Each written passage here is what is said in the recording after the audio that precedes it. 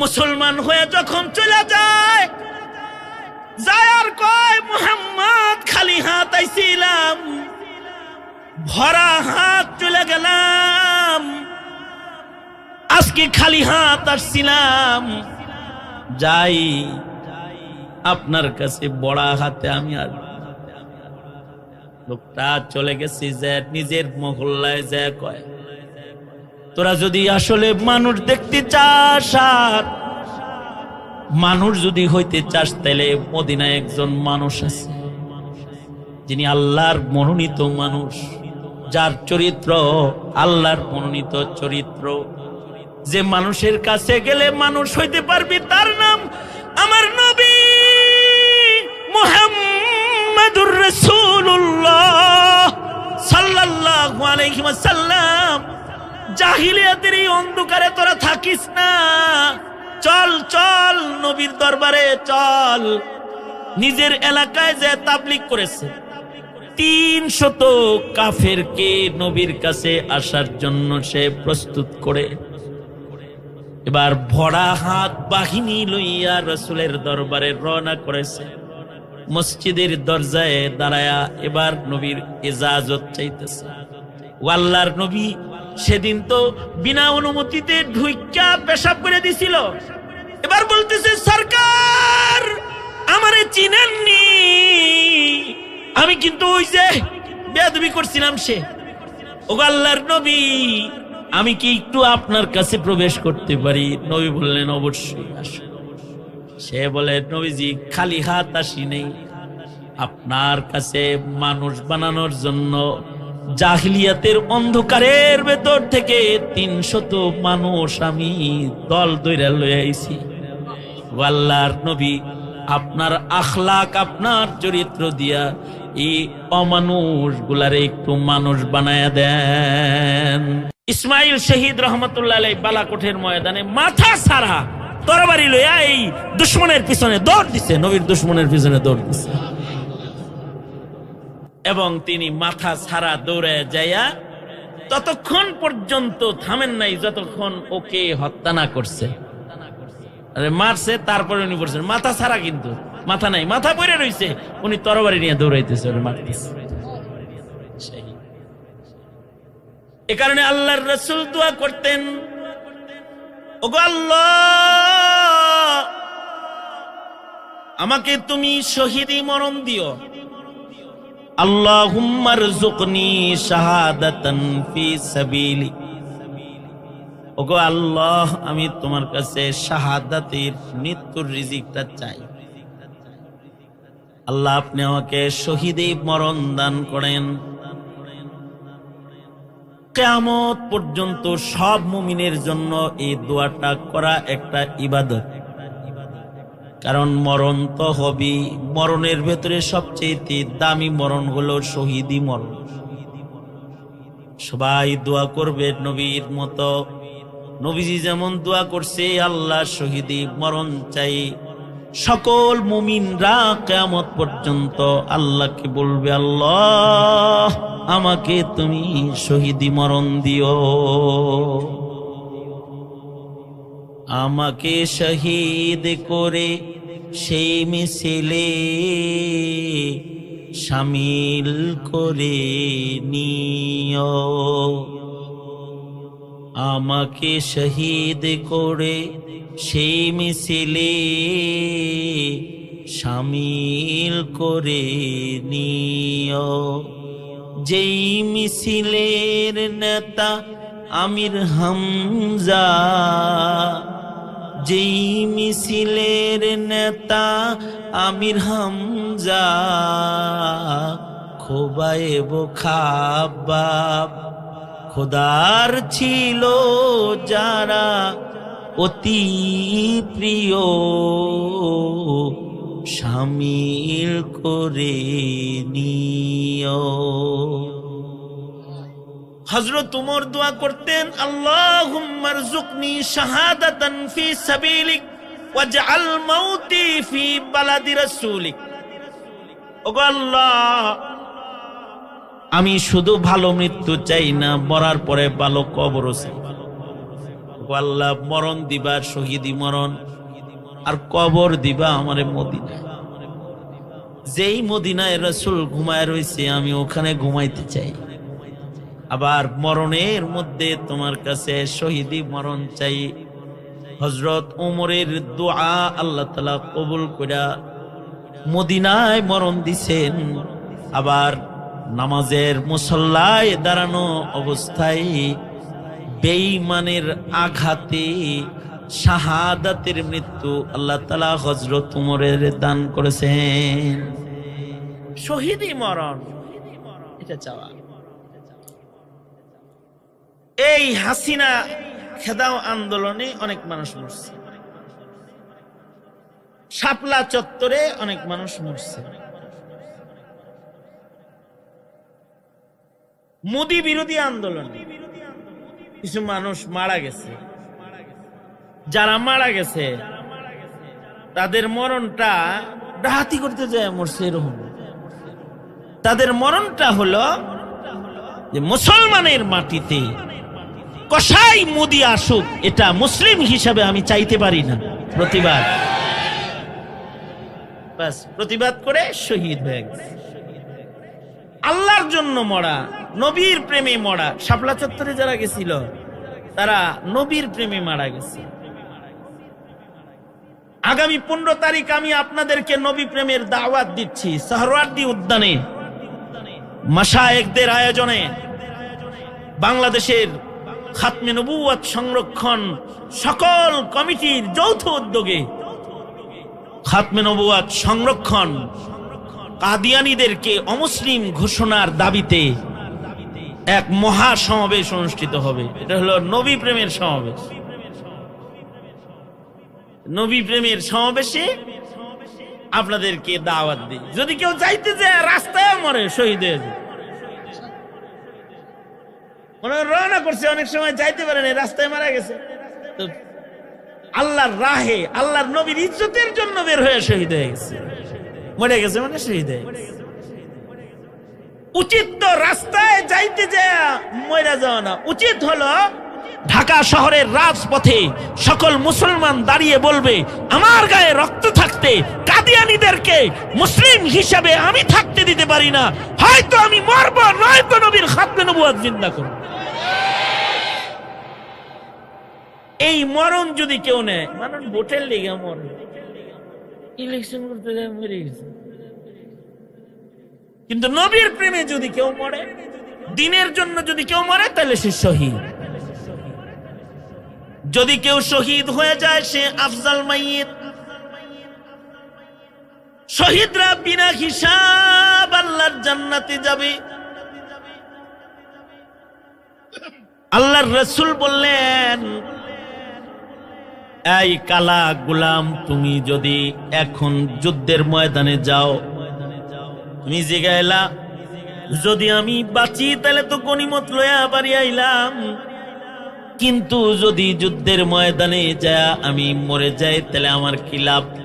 আল্লাহর রাসূল বলেন, তোমার লাভ হলো তুমি শহীদ হইবা, আর শহীদ হইলে বিনা হিসাব আল্লাহর জান্নাতের ভেতরে তুমি চিরদিনের জন্য ঢুইকা পড়বা।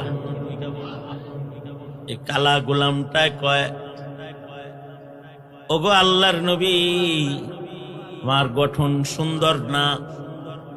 ওগো আল্লাহর নবী, আমি ছাগল চড়াই, আমার গায়ের থেকে ছাগলের দুর্গন্ধ বের হয়। এই কালো গোলাম আর ছাগলের দুর্গন্ধ বলা কেউ কি আল্লাহ তাআলা জান্নাত দিবেন? আল্লাহর রাসূল বলেন,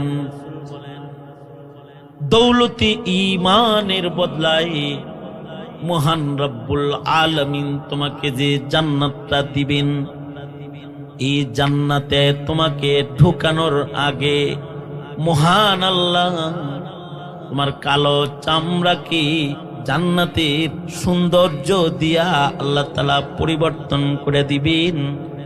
তোমার গায়ে যে ছাগলের দুর্গন্ধ আছে এটাকে আল্লাহ তাআলা জান্নাতে প্রবেশ করানোর জন্য আম্বরের দ্বারায় পরিবর্তন করে খুশবুদার বানায়া, দুলহান বানায়া তোমাকে জান্নাত দিবে। কয় নবীজি তাহলে আমি গেলাম গা যুদ্ধে। কিন্তু নবীজি একটা কথা, এই কথাটা বলার জন্যই ঘটনাটা বলছি। নবীজি আমার কাছে তো আমার মনিবের কিছু ছাগল আছে, এই ছাগলগুলার কি অবস্থা? তো আল্লাহর রাসূল বললেন মুসলমানের আখলাক এটা অনেক বেশি মূল্যবান। ইবাদত পরে আখলাক আগে, খেয়ানত করতে পারবা না। যাও ছাগলগুলা আগে মালিকের কাছে দিয়ে আসো, তারপরে যুদ্ধে যাও। আল্লাহু আকবার জোরে করে বলেন। যুদ্ধে যাইবা ওটা তো ইবাদত। কিন্তু তোমার কাছে তোমার মনিবের যে ছাগলগুলো আছে এগুলো আমানত। আল্লাহর নবী এক হাদিসে বলেন লা ঈমানা লিমান লা আমানাতা লাহু, যার আমানতদারি নাই তার ঈমান নাই। আমানতদারি আছে যার, ঈমান আছে তার। আমানতদারি নাই যার, তার ঈমান নাই তার। আল্লাহর রাসূল বললেন যুদ্ধে যাইবা, ইবাদত করবা, কিন্তু চরিত্রটা আগে ভালো হওয়া লাগবে। যাও মালগুলা মনিবের কাছে আগে দিয়ে আসো। গোলাম তাই করলো। নবীর নির্দেশে ছাগলগুলাকে মালিকের বাড়ি দিয়া দৌড়ায় আয়েশা যুদ্ধে শামিল হয়ে গেল। যুদ্ধের ময়দানে সে শহীদ হয়ে গেল।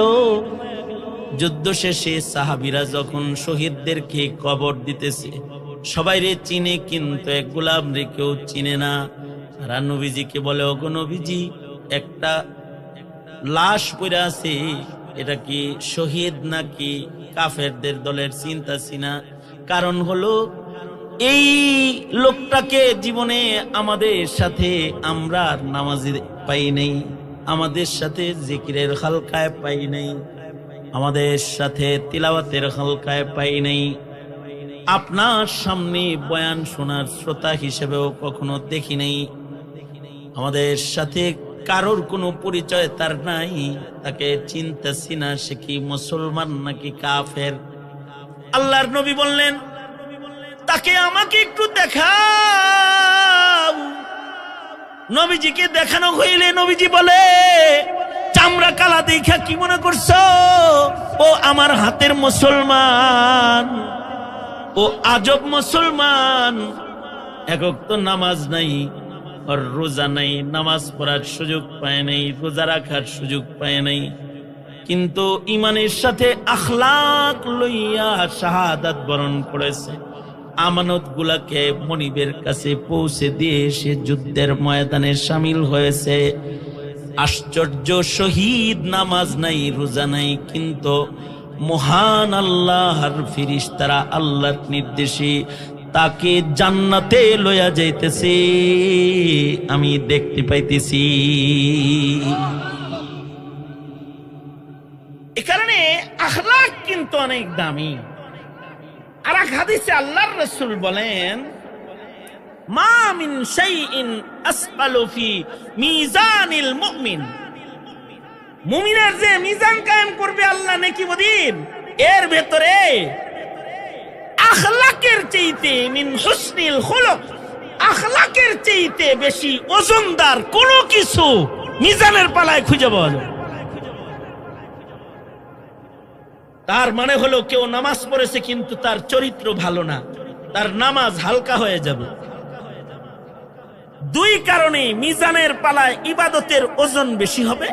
একটা হলো ইখলাস লিল্লাহিয়াত, আর আরেকটা হলো আখলাক, অর্থাৎ একটা বদ আখলাক লোক যার ব্যবহার ভালো না, জবান ভালো না, আচরণ ভালো না, সে 100 রাকাত নামাজ পড়ে। আর যার ব্যবহার ভালো 100 পড়ে না, সে কিছু নামাজ পড়ে। এই কিছু নামাজ পড়নেওয়ালা আচরণ খারাপ 100 রাকাত নফল নামাজ পড়নেওয়ালার চাইতে আগে জান্নাতে চলে যাবে। এক সাহাবীকে আল্লাহর রাসূল 3 বার বলছেন ও জান্নাত, 3 দিন বলছেন। সাহাবী কি লেগে হারে রাসূল জান্নাতি বলে এটা জানার জন্য গেছে, যে দেখে খুব নামাজ নাই, খুব জিকির নাই, কিন্তু তার একটা আখলাক আছে, গোপন আখলাক। সেটা হলো সে যখন ঘুমায় তখন দুনিয়ার সব মানুষরে মাফ করে দিয়া ঘুমায়। এ কারণে আল্লাহর রাসূল বলেন, এই তোমরা কি তোমাদের আখলাক ভালো করবার চাও, তাহলে সিলমান কাতাআকা ওয়াফু আম্মান যালামাকা ওয়া আহসিন ইলা মান আসাআ ইলাইক। আল্লাহর নবী বলেন, তুমি যদি চরিত্রওয়ালা হইতে চাও তাহলে তোমার সাথে কেউ সম্পর্ক ছিন্ন করে তুমি তার সাথে সম্পর্ক জোড়ো। তোমার উপরে কেউ জুলুম করে তুমি তারে মাফ করে দাও। তোমাকে কেউ কষ্ট দেয় তুমি তার উপকার করো। তোমাকে যে কষ্ট দেয় তুমি তাকে কষ্ট দিবে না, তুমি তার উপরে ইহসান করো। এগুলা হলো আখলাক। আল্লাহ তাআলা আমাদের নবীজিকে আখলাকের শ্রেষ্ঠ নমুনা ঘোষণা করলেন, ইন্নাকা লাআলা খুলুকিন আযীম। আবার আল্লাহর রাসূল বলেন, বুইসতু লিউতাম্মিমা মাকারিমাল আখলাক। নবী বলেন, আমি তোমাদেরকে শ্রেষ্ঠ আখলাক শিখাইতে দুনিয়াতে আসছি।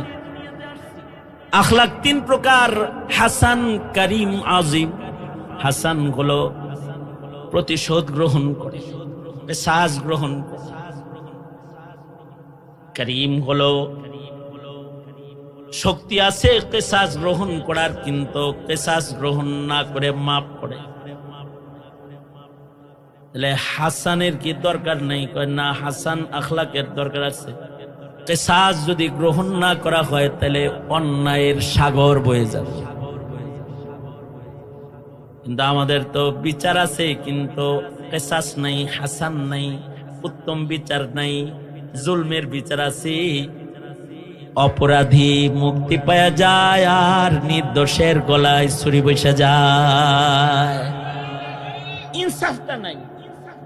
যদি প্রতিশোধ নেওয়া, কিসাস, হাসান এটাও যদি থাকতো তাইলে সমাজে কেউ কারোর মাথায় রান্না মারত। তার মানে তুমি একজনের মাথায় একটা বাড়ি মারছো তো তোমার মাথায় একটা বাড়ি মারবে।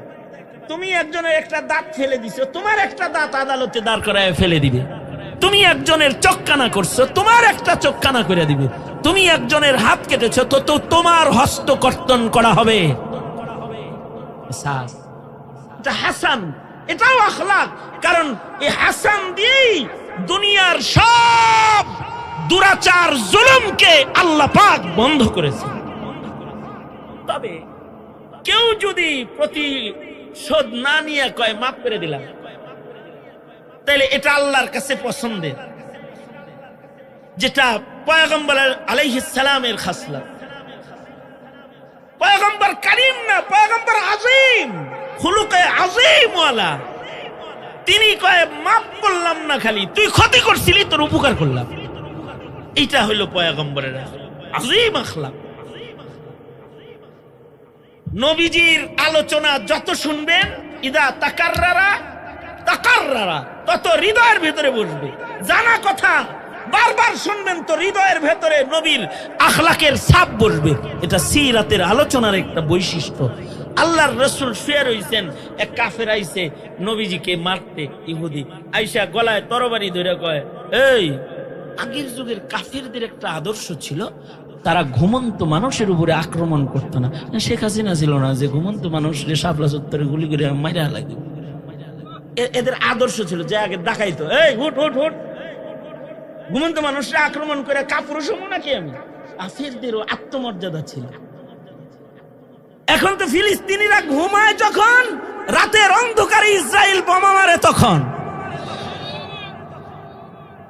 কিন্তু আগের জমানায় ঘুমন্ত মানুষের উপর আক্রমণ ছিল না, যে জাগাইতেছে, এই মুহাম্মদ তুমি তো খালি হাত, এই যে আমার হাতে তরবারি, মাইয়ামনিউকা মিন্নি, আজকে তোমাকে কে বাঁচাবে? এখন গলা কাটমু। যে ধরছে তরবারি, বলেন তো বাঁচানেওয়ালা আসলে কে? আরো জোরে আওয়াজ করে বলেন, বাঁচানেওয়ালা কে? আল্লাহর রাসূল বললেন, আল্লাহ বাঁচাইবো। এই আল্লাহ শব্দ বের হওয়ার সাথে সাথে ওর হাতের তরবারি কাঁপতে কাঁপতে নিচে পড়ে গেছে। নবীজি নিচে পড়া তরবারিটা ওর গলায় ধরে কয়, তোরে বাঁচাইবো কে রে? মাইয়ামনি ও কামিননি, আপনি বাঁচাইবেন, আমারে কে বাঁচাইব? ওর তো আর আল্লাহ নাই। এই নবীজির আখলাক, নবীজি বলে যাও মাফ করে দিলাম। ও কয় কি এই আখলাক এটা ইনসানের থাকে, এটা তোমার কাছ থেকে শিখলাম, এটা আমি নিতে তোমার হাতে কালেমা পড়ে এখন মুসলমান হয়ে গেলাম, এখন মুসলমান হয়ে গেলাম। আখলাক।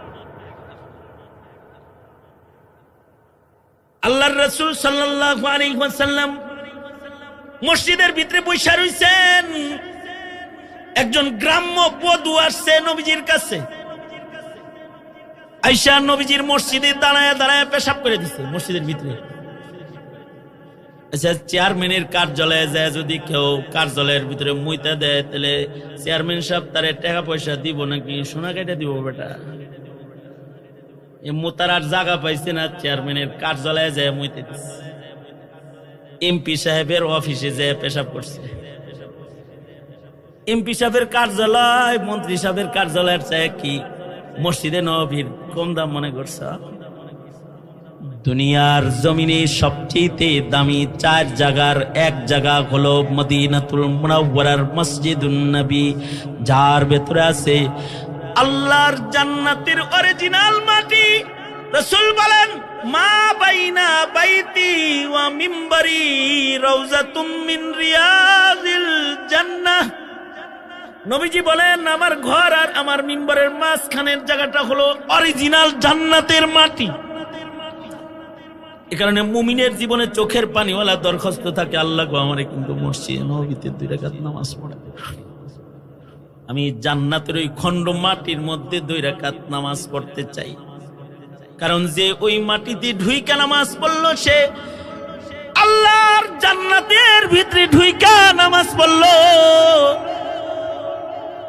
সেই মাটি মসজিদে নববীর ভিতরে, আর ওখানে ইমাম সাধারণ কোন ইমাম না, ইমাম হলেন ইমামুল মুরসালিন, যিনি নবীদের ইমাম, তিনি ইমাম হয়ে মসজিদে বসে রয়েছে। আর যে সাহাবীরা বসে রয়েছে এরা আল্লাহর কাছে শ্রেষ্ঠ। উলাইকাল্লাযীনা ইমতাহানাল্লাহু কুলুবাহুম লিত্তাকওয়া, এরা সবাই আল্লাহর কাছে পরীক্ষা দিয়ে পাস। এরকম মানুষ সব বসে রয়েছে। এইরকম ভালো মানুষগুলা যারা দুনিয়াতে জান্নাতের সুখবর পাইছে মসজিদে নববীর ভিতরে আছে। আর হেমিয়া এই মসজিদে ঢুইকা যায় ফাবালাকা ইমান ফিল মসজিদ, হাদিসে আছে মসজিদে দাঁড়ায় সে পেশাব শুরু করছে।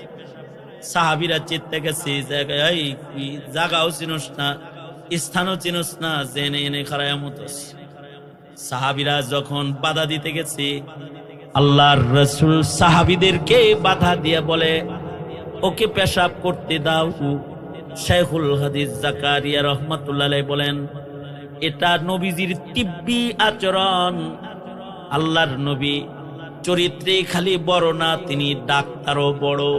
পেশাবের মাঝখানে পেশাব থামাইলে দেহের ক্ষতি, তাই তাকে পেশাব করতে দিচ্ছে।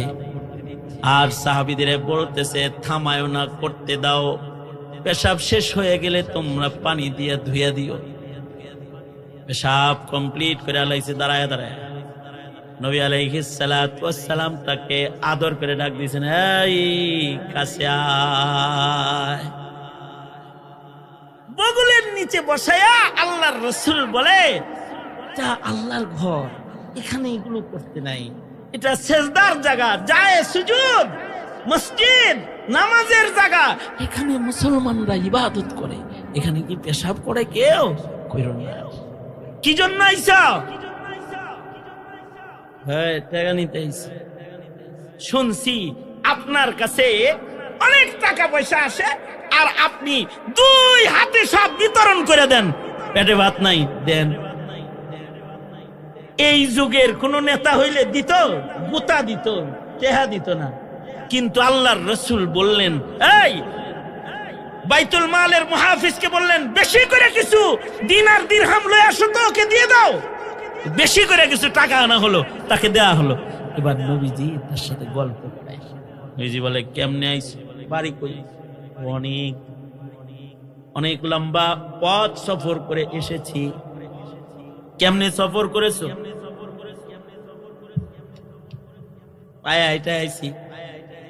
আমরা জিগে আই ভাই কেমনে আইছেন, তার মানে সাইকেলে আইছেন না, অটোতে আইছেন না, গাড়িতে আইছেন? কয় গরিবের গাড়ি।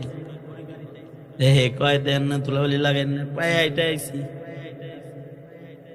আল্লাহর রাসূল বললেন, এই বাইতুল মালে না রে উট আছে হৃষ্টপুষ্ট একটা সওয়ারি, ওকে দিয়ে দেওয়ার হাঁটতে কষ্ট যেন না হয়। তার মানে এই জমানার প্রাডো গাড়ি একটা দিয়ে দিছে। আল্লাহর রাসূল বললেন, বাড়িতে কি তোমার বাগান টাগান আসেনি? বাচ্চারা কি খায়? আমি পেটে বাতে ইনসান, কাজ করলে পয়সা কামাইলে খায়, বাচ্চারা না পাইলে না খায় দিন কাটায়। আল্লাহর নবী বললেন, বাইতুল মালে না কিছু ছাগল আছে, কিছু ছাগল ওর বাচ্চাদের জন্য হাদিয়া দিয়ে দাও, ওগুলোর দুধ দহন করে ওরা খেতে পারে। নবীজি টাকা দিলেন, উট দিলেন, ছাগল দিলেন। এই লোক কয়, আমি কালেমা পড়া আপনার এই আখলাক শিখতে চাই, আমরা মুসলমান। নবীজি কালেমা পড়ায়া দিলেন। মুসলমান হয়ে যখন চলে যায়, আর কয়, মুহাম্মদ খালি হাত আইছিলাম, ভরা হাত চলে গেলাম, আজকে খালি হাত আসছিলাম, যাই আপনার কাছে বড়া হাতে আমি আর।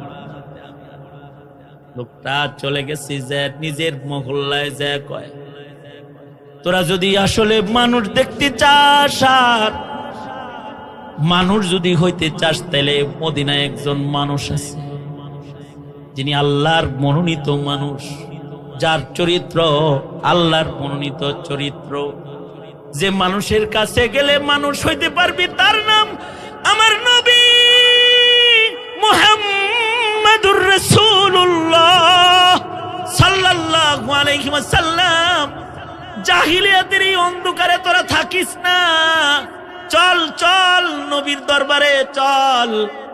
নিজের এলাকায় যে তাবলীগ করেছে, 300 কাফেরকে নবীর কাছে আসার জন্য সে প্রস্তুত করে এবার ভরা হাত বাহিনী লইয়া রাসূলের দরবারে রওনা করেছে।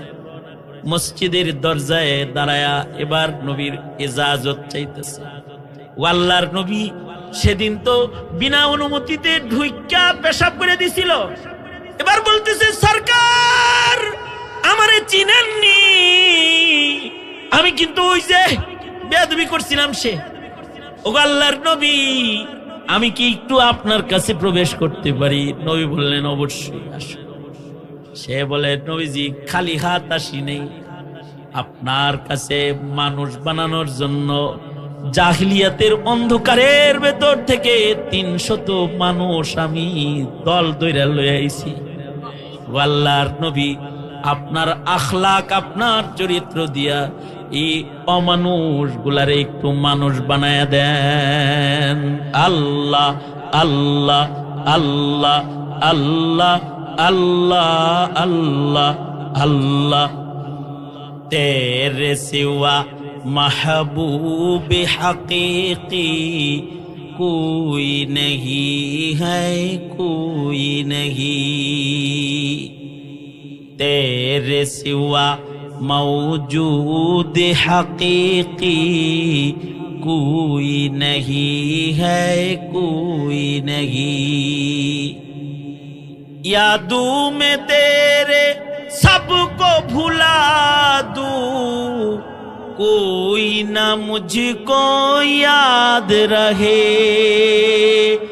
सब खुशियों को आग लगा दो, खाने दिल आबाद रहे, यादों में तेरे सबको भूला दूं, कोई ना मुझको याद रहे, सब खुशियों को आग लगा दो, खाने दिल आबाद रहे, अब तू रहे बस ता दमे आखिर, अब तू रहे बस तादम आखिर विर्दे जुबा आए मेरे इलाह ला इलाहा इल्लल्लाह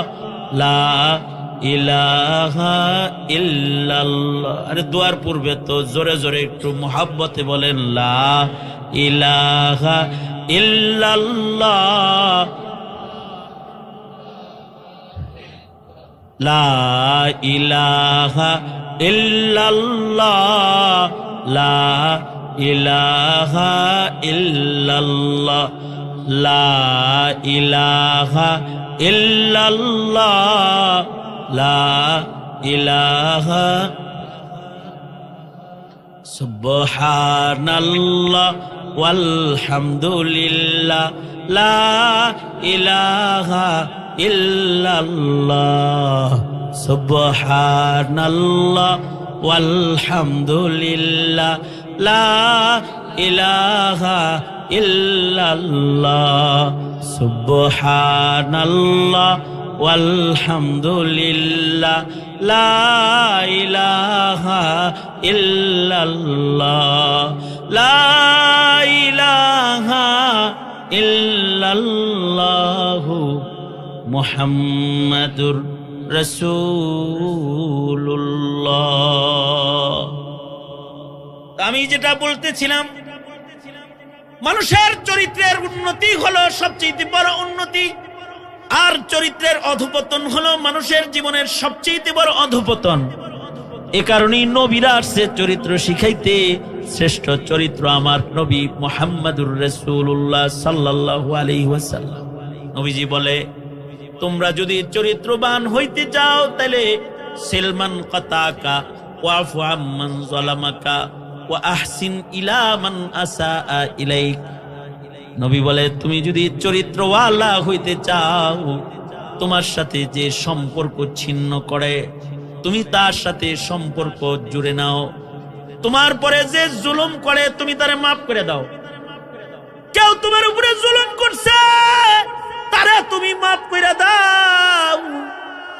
নবীর উপরে জুলুম করছে তায়েফে, নবী কয়, আল্লাহ আমি ওকে মাফ করছি, তুমি মাফ করে দাও। ওয়াফু আম্মান যালামাক। আল্লাহর রাসূল বলেন, খুযিল আফওয়া ওয়া'মুর বিল উরফ, খুযিল আফওয়া ওয়া'মুর বিল উরফি ওয়া আ'রিজ আনিল জাহিলিন। খুযিল আফওয়া ওয়া'মুর বিল উরফি ওয়া আ'রিজ আনিল জাহিলিন। আল্লাহর রাসূল বলে, মানুষকে ক্ষমা করা শিখো, মানুষকে মাফ করে দিবা। যুদ্ধের ময়দানে সাহাবায়ে কেরাম গ্রেফতার হইলেও মাফ করে দাও। সাহাবীরা গ্রেফতার করে আনছে কাফের, ওই যে নবী কইছে দেখে দেখে মাফ করে দিস। কেউ বলছে বুড়া মা বাইতাছে, কয় যা তুই মাফ। কেউ বলতো আমার সন্তানগুলার না খাওয়া, আমার সন্তানদের জন্য আমি ছাড়া কেউ নাই। ঠিক আছে তোরে ছেড়ে দিই। ছাড়তে ছাড়তে দেখা যেত অনেকেই ছেড়ে দিত, ধৈরা আনছে কিন্তু ছেড়ে দিছে, কাফেরদেরকেও ছেড়ে দিত। খুযিল আফওয়া ওয়া'মুর বিল উরফ। একবার আল্লাহর রাসূল সাল্লাল্লাহু আলাইহি ওয়াসাল্লামের কাছে যুদ্ধের ময়দান থেকে কিছু যুবতী মেয়েকে গ্রেফতার করে নবীর কাছে হাজির করা হয়েছে। আল্লাহর রাসূল সাল্লাল্লাহু আলাইহি ওয়াসাল্লাম যুবতীদের ভেতরে নজর করে দেখে একজনের গায়ের কাপড় ভালো না। রাস্তাঘাটে দেখবেন সবার কাপড় ভালো, কিছু মেয়ে আছে তাদের কাপড়, তাদের বাপ মা এত গরিব যে ব্র্যান্ডের কাপড় কিনে দিয়েছে ছোট ছোট। এদের সন্তানদের দেহ দেখা যুবকদের চরিত্র নষ্ট হয়, এমন কাপড় কিনে দিছে। বড় লোকের মেয়ে কিন্তু ওড়না নাই, লম্বা কাপড় নেই, বোরকা কিনতে পারে না। তো গরিব মানুষ, বড় লোক খালি খাইতে পারে, পোশাক কিনতে পারে না, দেখে ছোট ছোট জামা কিনছে, সিরা সিরা কিনছে, যা দিয়ে দেহান দেয়। কুখাসলাত, জাহিলিয়াতের খাসলাত। আল্লাহর রাসূলের কাছে গ্রেফতার হয়ে আসছে কিছু যুবতী মেয়ে। আল্লাহর নবী দেখে একজনের গায়ের কাপড় ভালো না। নবীজির তো আখলাক, নবীজি তো আখলাক শিখাইতে জমিনে আসছে। নবীজির সাথে সাথে এই যারা নিজের কন্যাদেরকে উড়না ছাড়া বাইরে পাঠাও তারা শোনো, নিজের বোনকে অর্ধলঙ্গ পোশাক পরায় যারা রাস্তা দিয়ে হাঁটায় লয়ে যাও তারা শোনো, আল্লাহর রাসূল সাল্লাল্লাহু আলাইহি ওয়াসাল্লাম কাফের মেয়ে যুবতী মেয়ের গায়ে কাপড় নাই এটা দেখা আল্লাহর নবী নিজের গায়ের মুআজ্জম চাদরটাকে টান দিয়ে খুলে ফেলছে। চাদরটা খুলে সাহাবীরে দিয়া কয়, সাহাবী এই চাদরটা দিয়া ওর দেহটা বুরকা বানায়া ঢেকে দে, খুব সুন্দরী, ওর চেহারা ঢেকে দে। সাহাবায়ে কেরাম চিল্লান শুরু করছে, আহ নবীর গায়ের পাক চাদর, যার ভেতরে নবীর গায়ের ঘাম লাগছে, এই চাদরটা একটা কাফের পায়া গেল রে, আমি পাইলাম না। সাহাবীরা চিল্লায়, সাহাবীরা কান্দে, কারণ নবীর গায়ের সাথে যে কাপড়ের ছোঁয়া লাগে এটার অনেক দাম। আমার নবীর দেহের সাথে কাপড় না যা লাগে ওইটার দাম বেড়ে যায়। নবীর দেহের সাথে যে মাটি লেগে রয়েছে এই মাটির দাম আল্লাহর কাছে আল্লাহর আরশের চাইতে বেশি। আমার নবীর দেহের উপরে যে কাপড় আছে এটার অনেক দাম, নবীজির হাতের লাঠির অনেক দাম। এ কারণে সাহাবীরা নবীজির হাতের লাঠি একজন হাতিয়া পাইছে, লাঠিটা মখমলের কাপড় দিয়ে পেঁচায়া নিজের সন্তানদের বলে, এটা আমার নবীর হাতের লাঠি, আমি মইরা গেলে এটারে আমার লগে কবরে দিয়ে দিবি। কারণ রাসূলের হাতের ছোঁয়ার লাঠি কবরে থাকলে আমার কবরে আগুন। নবীজির হাতের গায়ের কাপড়েরও অনেক দাম। আম্মা জান উম্মে হাবিবা মদিনা শরীফের রাসূলের ঘরে আছেন। আবু সুফিয়ান তখনও মুসলমান হয় নাই। নিজের মেয়েকে দেখতে মাঝে মধ্যে আবু সুফিয়ান মদিনায় গেলে নবীর ঘরে ঢুকতো নিজের মেয়েরে দেখতে। একদিনের ঘটনা, আবু সুফিয়ান আল্লাহর রাসূলের ঘরে প্রবেশ করেছে নিজের কন্যা আম্মা জান উম্মে হাবিবার সাথে দেখা করার জন্য। আম্মা জান নজর করে দেখে আবু সুফিয়ান আসতেছে, বাপ আসতেছে। উনি দরজায় দাঁড়ানো ছিলেন। আবু সুফিয়ান নিজের বাপ দরজা দিয়ে ঢুকতেছে এটা দেখা বাবারে না আগাইতে যায় ঘরের ভিতরে দৌড়ে ঢুকছে। দৌড়ে ঘরে ঢুইকা আগে চকির উপর থেকে, খাটের উপর থেকে সুন্দর চাদর যেটা বিছানো এটারে টাইনা উঠে ফেলাইছে। আবু সুফিয়ান ঘরের দরজায় দাঁড়ায় দেখে ফেলেছে মেয়ে চাদর উঠেছে। নিজের মেয়ের দিকে তাকায় বলে, মা উম্মে হাবিবা, দেখতে আইলাম আমি তোর বাপ লাগি, আমার কন্যা লাগোস, মায়ায় ফিরে দেখতে আইছে। কিন্তু মা এটা করলিটা কি তুই? তুই যে আমারে দেখা বিছনার চাদর টান দিয়ে সরাইলি, আমি সর্দার মানুষ, ওই ময়লা চাদরে আমি বসার উপযুক্ত না, নাকি চাদর খারাপ, নাকি আমি এত খারাপ যে ওই ভালো চাদরে বসার উপযুক্ত আমি না, কোনটারে মা? হাবিবা আম্মা জান এরা নবীর শান কেমনে বুঝে? তুমি নেতার শান বুঝো, নেত্রীর শান বুঝো, নবীর শান বুঝো না। উম্মে হাবিবা নবীর শান কত বুঝে। নিচের দিকে তাকায় বলে, বাবা গো তুমি আরবের সর্দার, আমি উম্মে হাবিবার বাপ লাগো, বাপ হিসেবে তোমাকে সম্মান করি, তুমি সর্দার, তোমাকে ইজ্জত করি। কিন্তু বাবা গো আমার খাটের উপরে যে চাদরটা বিছানো ছিল এই চাদরের ভিতরে খালি গায়ে সাইয়্যিদুল মুরসালিন নবী ঘুমায়। বাবারে, যে চাদরের ভেতরে মুহাম্মাদুর রাসূলুল্লাহর গায়ের ছোঁয়া লাগছে, এই চাদরের ভেতরে তুমি বাপ হইতে পারো, কিন্তু কাফের নাপাক বাবারে নবীর চাদরে বসতে দিতে পারি না। এটা হলো সাইয়্যিদুল মুরসালিন নবীর গায়ের সাথে কোনো কাপড় লাগা থাকলেও তার দাম। আল্লাহর রাসূল নিজের গায়ের জামা খুলে ফেলেছেন, চাদর, এটা খুইলা কাফের মেয়েরে দিতেছে। সাহাবীরা চিল্লায়, হ্যাঁ আমি পাইলাম না। মুশরিকের নবীর চাদর পেয়ে গেল রে। আল্লাহর রাসূল সাথে সাথে সাহাবীদের বলে, এই সাহাবীরা থামো, মেয়ে আমার মেয়েও মেয়ে, কাফেরের মেয়েও আমার মেয়ে।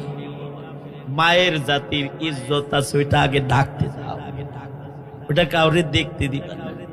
এটা হলো আখলাক, এটা হলো চরিত্র। যে কাফেরের মেয়ের দৃষ্টি কারণ কাফেরের মেয়ের অঙ্গের উপরে না পড়ে যায়, এ কারণে আল্লাহর রাসূল আখলাক ওয়ালা পয়গম্বর মেয়েটাকে হিজাব পরায় দিতেছে, পর্দা পরায় দিতেছে। নবীর গায়ের চাদরটা তার গায়ে লাগার সাথে সাথে সে ধীরে ধীরে নবীর সামনে আগায় এসে বলে, ওগো আল্লাহর নবী, আপনি আমারে চিনছেননি? আমি কিন্তু হাতিম তায়ের মেয়ে।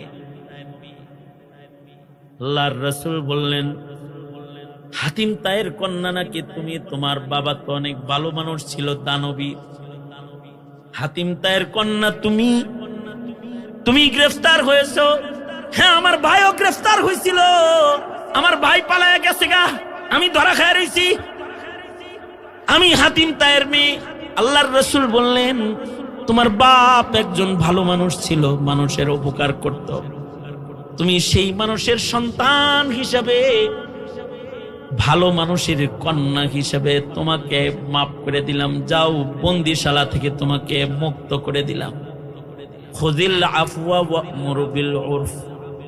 নবী বলে, ক্ষমা করো মানুষকে। নবী তাকে ক্ষমা করে দিলেন।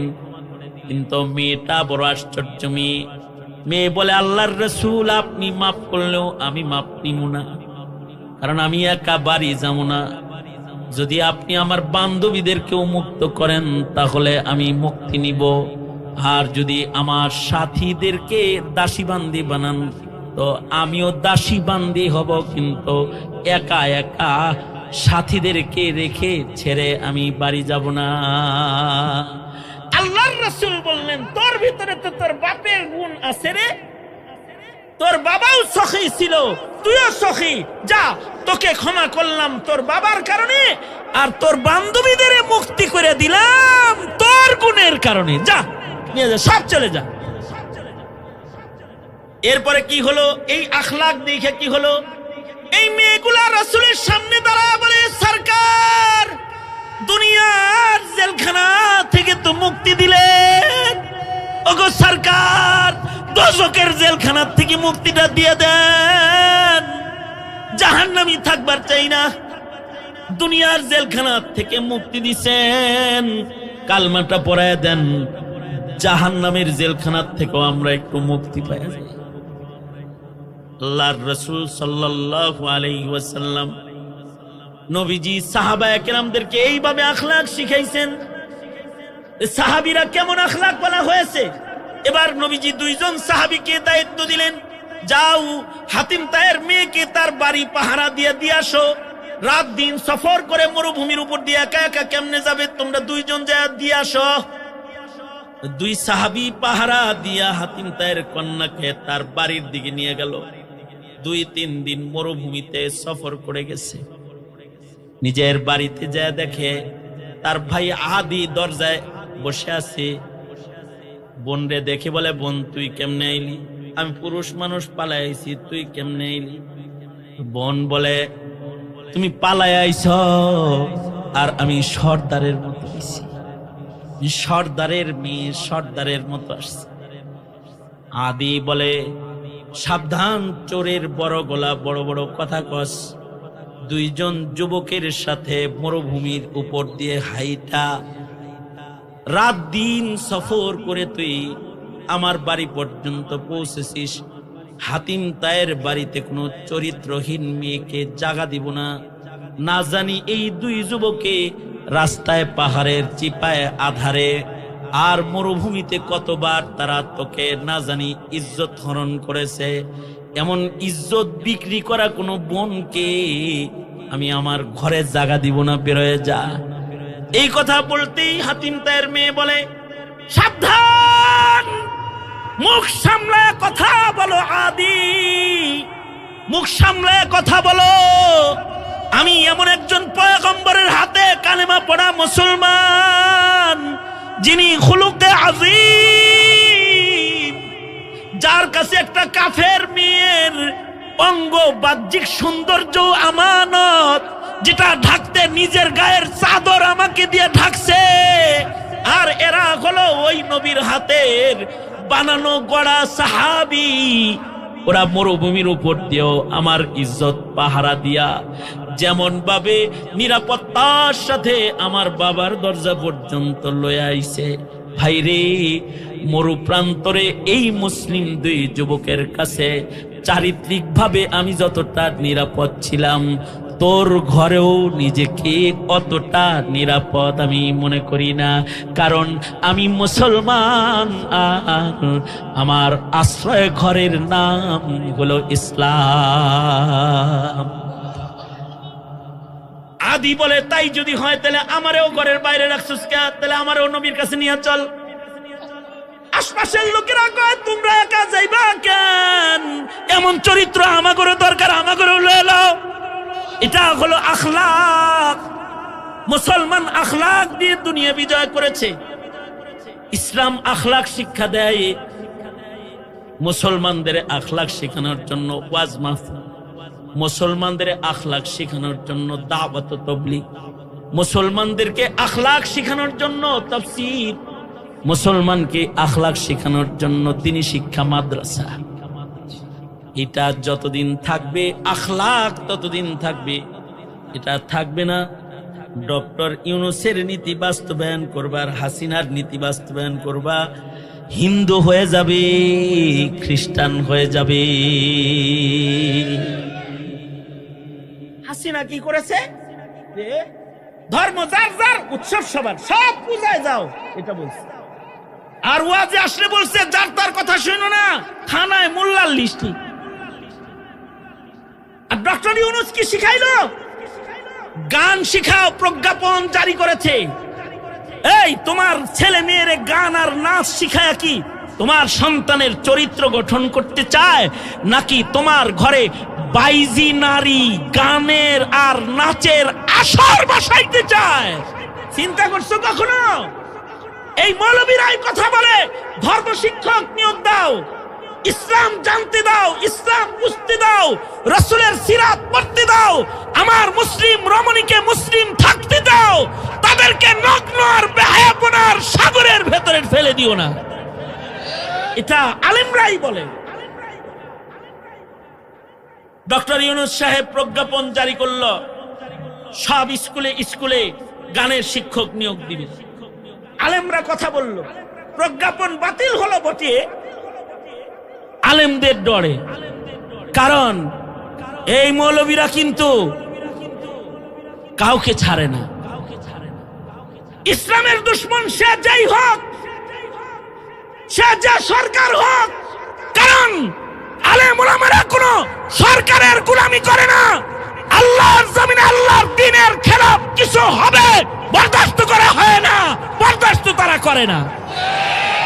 তারা জবান খুলে ডক্টর ইউনূস সাহেবকে বলা হলো প্রজ্ঞাপন বাতিল করো, বাতিল করলো। এখন আমরা বলছি সকলে মিলে যে ধর্ম শিক্ষক নিয়োগ দাও। বয়রার মতো বয়ে রয়েছে, শুনে না, আমাদের কথা শোনে না। কেন শোনে না? আমরা একা বলি তাই শোনে না। আমরা বলি কাদিয়ানীকে কাফের ঘোষণা করো, করে না। কেন করে না? আমরা একা বলি তাই করে না। সময় এসেছে, মনে রাখবে, রাজনীতি করো আর যাই করো, মনে রাখবে ইসলামকে যদি রক্ষা না করো সকলে মিলে, ভবিষ্যৎ প্রজন্মকে উলঙ্গ মুশরিক বেহায়াপনার কাজের মধ্যে লিপ্ত পাবে, কালিমা পড়ার মুসলমান ঘরে খুঁজে পাবা না। মনে রাখবা, সঙ্গত কারণে আমরা যদি আহ্বান করি ইসলামের জন্য, তোমাদের দায়িত্ব আলেমদের পাশে দাঁড়িয়ে যাওয়া। আমরা আবেদন তুলছি, প্রতিটি স্কুলে ধর্ম শিক্ষক নিয়োগ দেওয়া হবে। আমরা এখনো বলি, বলবো, যতদিন জবান জারি থাকবে বলতে থাকবো ইনশাআল্লাহ। বলি আমরা যে এদেশে তোমরা রাজনীতি করবা তো ধর্মের ক্ষতি করে, দাদার গোলামি করে কেউ রাজনীতি এই দেশে করো না। এদেশে রাজনীতি করলে ইসলামের মূল্যবোধ রক্ষা করার রাজনীতি করো। তোমরা ইশতেহারের ভেতরে আনো কাদিয়ানীকে কাফের ঘোষণা করবা, তোমরা ইশতেহারের ভেতরে আনো নাস্তিক মুরতাদ বেঈমানের বিচার বৃহত্তর মুসলিম দেশে তোমরা করবা, তোমরা ইশতেহারে আনো মুসলমানদের প্রত্যেকটা সন্তানের ধর্ম শিক্ষাকে নিশ্চিত করবা। এই ইশতেহার ছাড়া কেউ মুসলমানের ভোট চাওয়ার অধিকার রাখো না তোমরা, অধিকার রাখো না তোমরা।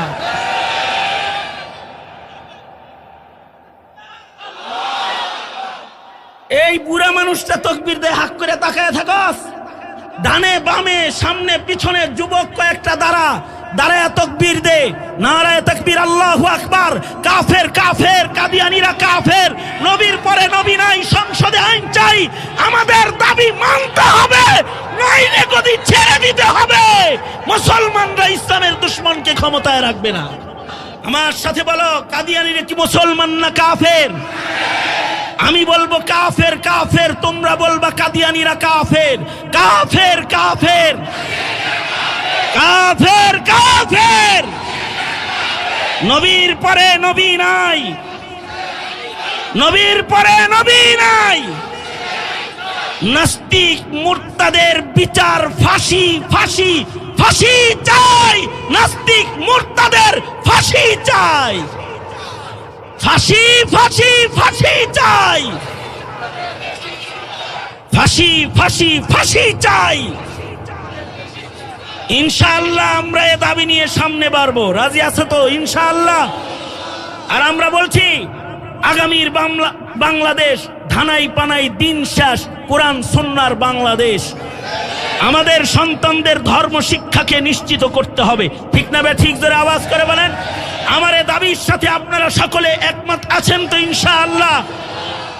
আল্লাহ তুমি আমাদের কবুল করো, জোরে আওয়াজ করে চিল্লায় বলেন আমিন। তবে বেসরকারি ভাবে মুসলমানদের ঈমান আর ইসলামের চেতনাবোধ নিয়ে যারা দিন জিন্দা চরিত্র রক্ষার মেহনত করে যায়, তারা হলো মাদারিসে কওমিয়া, তারা কওমকে আদর্শ মানুষ বানানোর মেহনত করে যায় বেসরকারি ভাবে নিজের অর্থায়নে কষ্ট ক্লেশের পয়সা।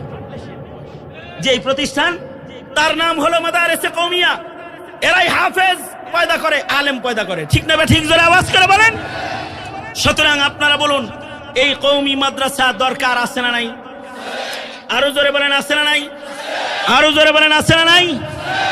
এই যে 26টা ছেলেকে পাগড়ি প্রদান করা হলো, ওরা আমাদের ইমাম, ওরা আমাদের নামাজের ইমাম, ওরা আমাদের জানাজার ইমাম, ওরা আমাদের তারাবিহের ইমাম, ওরা আমাদেরকে জায়েজ না জায়েজ বলে দেওয়ার মাইক, ঠিক না? ঠিক জোরে বলে। হালাল হারাম বলে দেওয়ার মুফতি ওরা। এই জাতিকে তো হারাম পথে পরিচালিত করা যাবে না। সুতরাং দরকার আছে না নাই?